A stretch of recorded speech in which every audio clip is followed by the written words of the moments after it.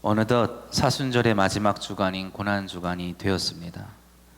사순절의 기간은 부활절을 역순으로 계산해서 40일을 보내게 되지요. 부활절이 매년 날짜가 바뀌는 이유는 부활절이 유대인의 명절인 유월절과 관련이 있기 때문입니다. 유월절은 유대인의 달력의 첫 달인 아비벌 14일에 드려집니다. 그리고 예수님은 유월절 첫날인 안식일 후 첫날에 부활하셨기 때문에 아비벌 15일에 부활하신 것이 되지요. 그런데 유대인의 달력은 음력으로 계산하다 보니까 우리가 쓰는 태양력과 항상 맞아떨어지는 것이 아닙니다.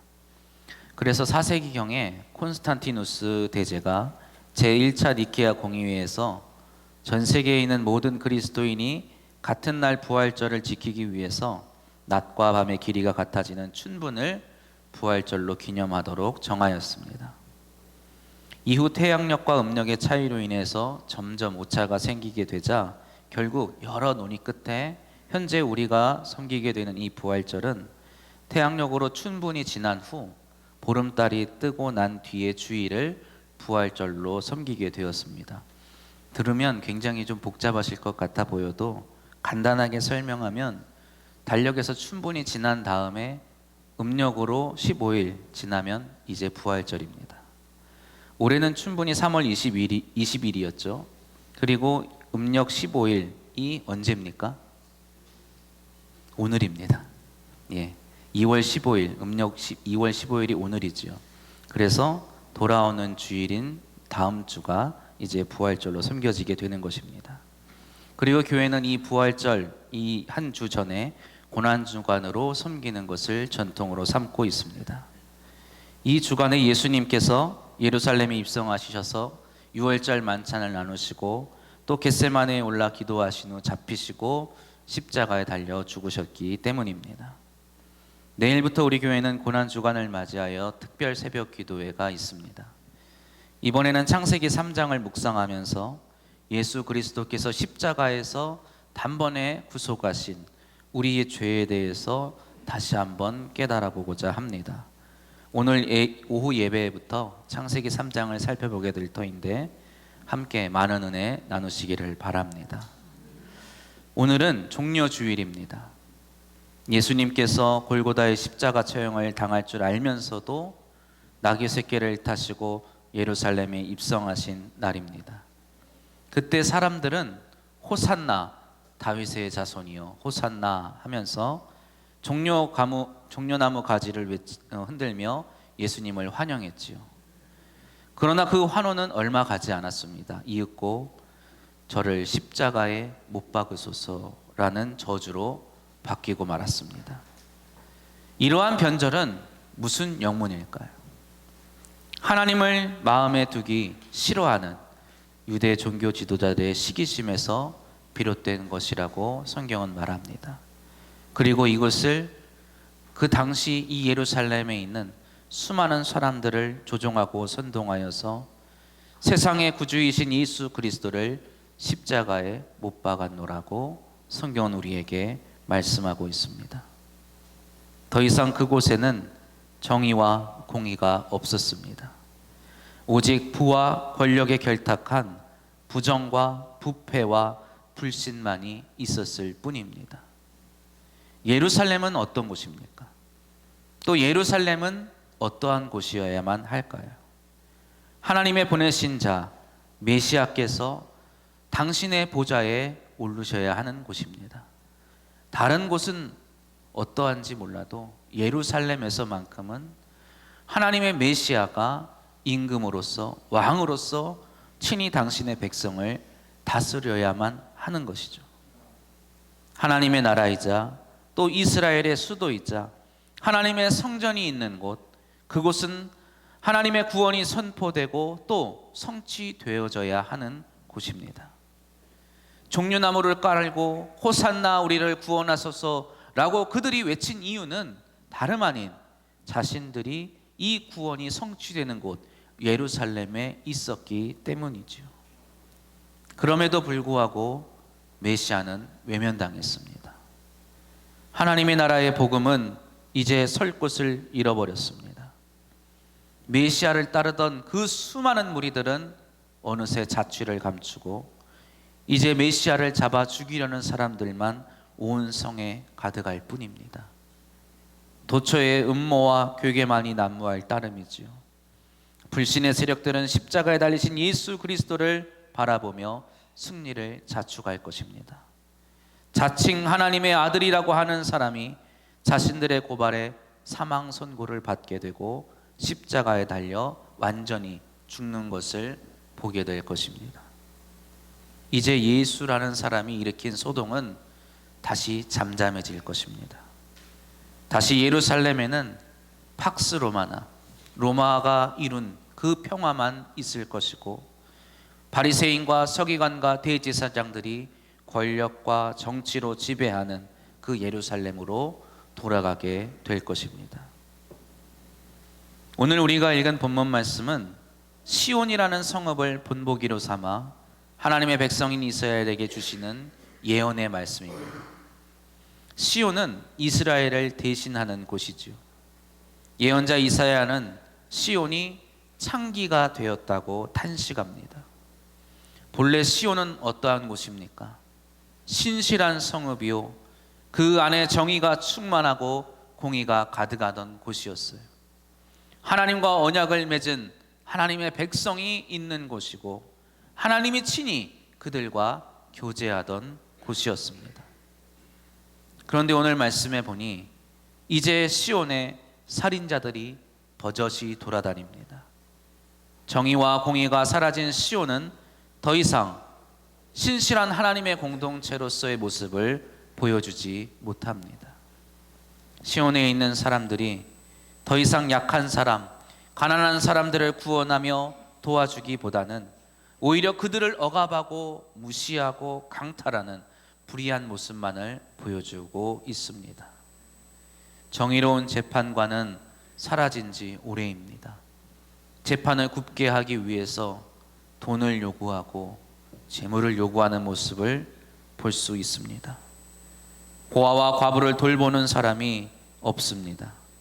고관으로부터 저작거리에 이르기까지 부패와 타락, 혼란과 불법, 이러한 것들이 난무하고 있지요. 이는 하나님의 백성으로 하나님을 닮아가기는커녕 하나님이 미워하시고 후회하시는 모습이라고 할 수 있습니다. 하나님은 이에 슬픔의 노래를 부르시지요. 이사야서 1장 22절 말씀 우리 함께 봉독하겠습니다. 내 은은 찌꺼기가 되었고 내 포도주에는 물이 섞였도다. 귀한 금속으로 가치가 있었던 은은 이제 불순물이 섞여서 찌꺼기가 되어버렸습니다. 맛있는 포도주는 물이 섞여서 그 가치를 잃어버리고 말았습니다. 본래 하나님의 도성으로서 하나님의 백성으로서의 모습과 가치가 사라진 시온을 가리키는 비참한 표현이지요. 이렇게 시온의 인간의 이루는 정의와 공의가 사라진 상태가 되어서 이제 하나님께서 친히 당신께서 정의와 공의를 이루시겠노라고 선포하십니다. 이 잃어버린, 이 사라진 정의와 공의를 하나님께서 회복하시겠다고 말씀하시는 것입니다. 시온의 구원이 이루어질 때 멸망하는 자들이 있다고 하나님께서는 말씀하십니다. 그들은 패역한 자들과 죄인들과 야훼를 버린 자들이라고 말씀합니다. 하나님께서 친히 이들을 정화하시고 심판하심으로 시온을 본래의 모습으로 구원하시고 회복하시겠다고 말씀하시는 것입니다. 오늘 종려주일에 하나님께서는 우리에게 시온은 공평과 정의로 구속되리라고 말씀하십니다. 하나님은 시온이 하나님 앞에서 지녔던 본래의 성품을 회복하길 원하십니다. 하나님의 탄식에는 그의 백성이 다시금 순결하기를 원하시는 강한 의지가 담겨 있는 것이지요. 하나님은 부드러우면서도 애절한 심정으로 사죄를 위한 변론으로 이스라엘을 초청합니다. 이사야서 1장 18절 말씀 함께 봉독합니다. 오라, 우리가 서로 변론하자. 너희의 죄가 주홍 같을지라도 눈과 같이 희어질 것이요 진홍같이 붉을지라도 양털같이 희게 되리라.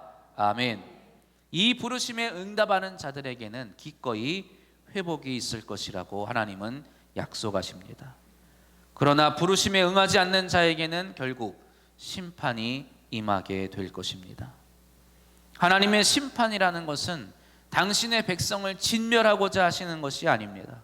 당신의 백성 이스라엘을 본래로 회복하는 것을 목표로 삼으시는 것이지요. 하나님은 찌꺼기를 재련하듯이 이스라엘을 정결하게 만들 것입니다.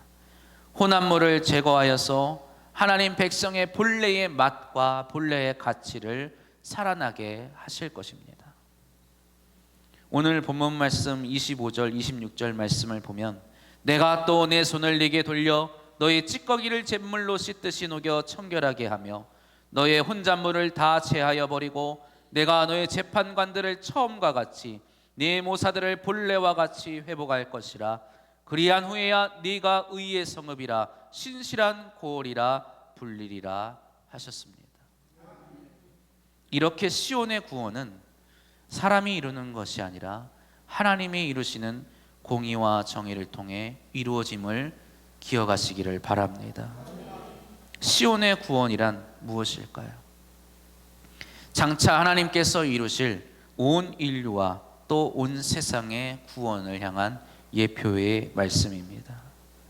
세상의 구원을 위하여 지불해야 할 몸값도 하나님이 주시는 정의와 공의입니다. 그것은 세상 죄를 지고 가는 하나님의 어린 양 유일하신 아들 예수 그리스도를 통해 이루어진 사랑으로 가능할 따름입니다. 우리의 모든 수고와 우리의 모든 노력은 그곳에 아무것도 더할 수가 없음을 기억하시기를 바랍니다. 하나님의 어린 양이신 예수 그리스도는 자기를 비워 종의 형체를 가지사 사람이 되셨고 죽기까지 복종하여 십자가에 죽으셨음을 기억하시기를 바랍니다. 이를 통해서 하나님께서는 시온 우리 모든 인류와 그리고 이 모든 피조 세계를 구원하신다는 것을 믿으시기를 바랍니다. 공평과 정의가 사라진 시온을 정화하고 회복시키기 위해서 하나님은 자기 백성에게 심판하시겠다고 말씀하십니다. 그러나 그 심판은 곧 다시금 구속으로 회복으로 이어지게 되는 것이지요. 이사야서 1장 27절 말씀 함께 봉독합니다. 시온은 정의로 구속함을 받고 그 돌아온 자들은 공의로 구속함을 받으리라. 아멘. 돌아오시기를 바랍니다. 다시금 하나님 앞으로 돌아오는 저와 여러분 되시기를 주님의 이름으로 축복합니다. 예수님을 십자가에 못 박았던 예루살렘은 그 후 40여 년 지난 후에 완전하게 잿더미가 되어버렸어요. 유대 땅은 황폐해졌습니다. 그곳에 있던 많은 그리스도인들도 이제 뿔뿔이 흩어질 수밖에 없었습니다. 그러나 흩어진 그리스도인들이 가는 곳곳마다 놀라운 일들이 일어났습니다. 약한 자와 가난한 자들을 형제로 맞아들이고 그들과 함께 떡을 떼며 자신들의 물건을 통용하기 시작했습니다. 그들을 하나로 묶는 것은, 그들을 한 형제와 자매로 한 가족으로 묶는 것은 다름 아닌 예수 그리스도셨습니다. 그들은 모이기를 힘썼고 모일 때마다 예수 그리스도의 피와 살을 기념하며 그의 죽으심으로 우리가 새로운 생명을 얻었고 새로운 성령의 법 아래에서 하나님 나라의 백성으로 살게 되었음을 계속해서 되새겼습니다. 하나님의 도성이라 일컬어지던 예루살렘은 이제 사라졌습니다. 하나님의 백성이라 불리우는 유대인들은 뿔뿔이 흩어졌습니다. 그러나 하나님께서는 예수 그리스도 안에서 그리스도인을 당신의 백성으로 부르셨음을 기억하시기 바랍니다. 그리고 예수 그리스도를 머리로 삼고 하나님이 정의와 공의를 삶의 기준으로 삼고 살아가는 우리 교회 공동체를 하나님의 임재하시는 거룩한 곳 시온으로 삼으셨음을 믿으시기 바랍니다. 이제 그리스도 안에서 하나님께서는 이스라엘이 아닌 모든 인류를 구속하시고 회복하시고자 하십니다. 그리고 이를 위하여 세계 곳곳에 복음을 전파하시고 교회를 세우셨습니다. 오늘 우리가 예배드리는 이곳, 이 자리에도 하나님께서 그 뜻을 두시고 우리 광남장로교회를 세우신 줄 믿습니다. 사랑하는 성도 여러분, 종려주일이란 하나님의 공의와 정의가 실현되는 날입니다. 하나님은 시온에 대한 계획과 약속을 이루시기 위하여 당신의 독생하신 아들을 보내셨습니다. 그것은 죄인들을 위하여 하나님의 아들이 담당하셔야 할 하나님의 공이셨습니다. 세상을 구원하시는 하나님의 사랑이셨습니다. 하나님은 자기 아들을 십자가에 달려 죽게 하심으로 우리 죄인들의 몸값을 치르셨고, 죄인과 또 자신의 공의와 정의를 이루는 구원을 베푸신 줄 믿습니다.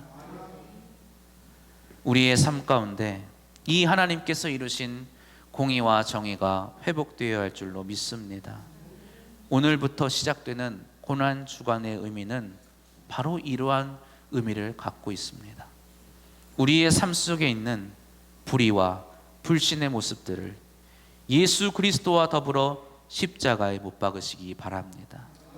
세상에서 살아가면서 당연하게 여기며 살아가는 것들이 있죠.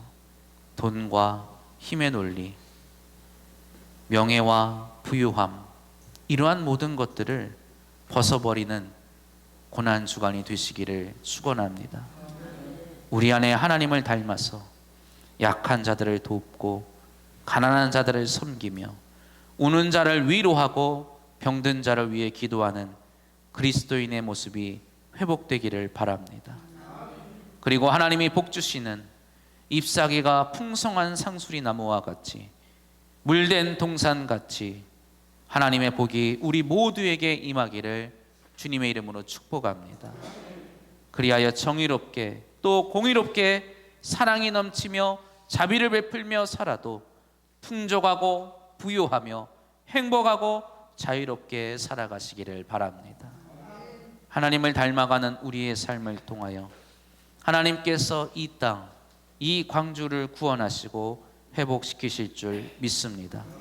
이 놀라운 구원과 또 회복의 역사에 쓰임받는 우리 믿음의 가정, 믿음의 공동체가 되시기를 주님의 이름으로 축복합니다. 기도하겠습니다.